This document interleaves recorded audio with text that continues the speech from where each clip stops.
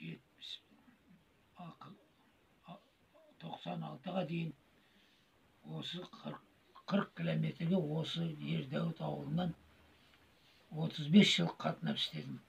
Анам тілі сөйлемейтін, құлақ еститін, осы әулиені басында отыратын.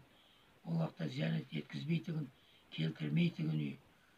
Ол бұл жер келгендерді қамап қоятын. Содан анам маған ұқсаған еді. Келіп, деп сөйлеп қалса, анам естпейді, істегенін білмейді, сөйлей алмайды. Содан көтеріп алып лақтырып ұрады. Ой, пәлекет, пәлекет, пәле құрсын деп кетеді. Анамның сол денсаулығы жоғынан осы жерде әр пейшембі келіп қаралап тұрдық. 75 жылға шейін қаралап тұрдық. 75 анам кейін дүниеден өтті. Дүниеден өткеннен кейін бұл жерге енді бір денсаулығы жоқ адам қою керек. Мен сол тағам қолында тұрып, Алпысбай дейтін бір тағаларымыз бар еді. Соғыста танкист болып келген, открытый туберкулез, денсаулығы жоқ. Өзі момын, қатты сөйлемейді. Құран оқиды, ыңылдап оқиды, жаңағы дауыстап оқымайды.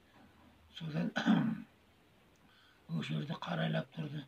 Сол 91 жылы егеменді болғасын, ол кісіні менсінбестен тәуіптер әр нәрсені зиянат қылып бұл жерге келіп, біреуі жүреді.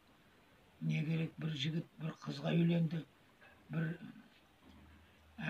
кісі бір әйелге үйленді. Содан осы жерде 7 күн жасағаннан кейін бір адамдар келіп, төртеуіне өлтіріп, есіктің алдына киіз орап, бір қыз бір әйел қылып, төртеуін өртеп кетті.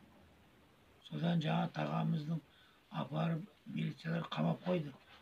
Мен барып айттым, өздерің қарауыл отырыңдар, ол қарауыл адам.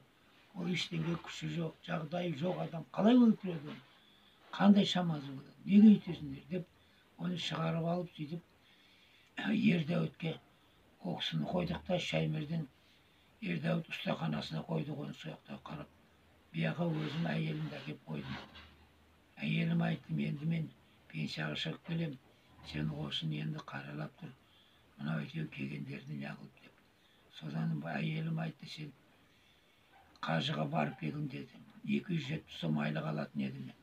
Өзім экспедит, өзім бірінші класс шофер едім о жерде. Зауытта. Содан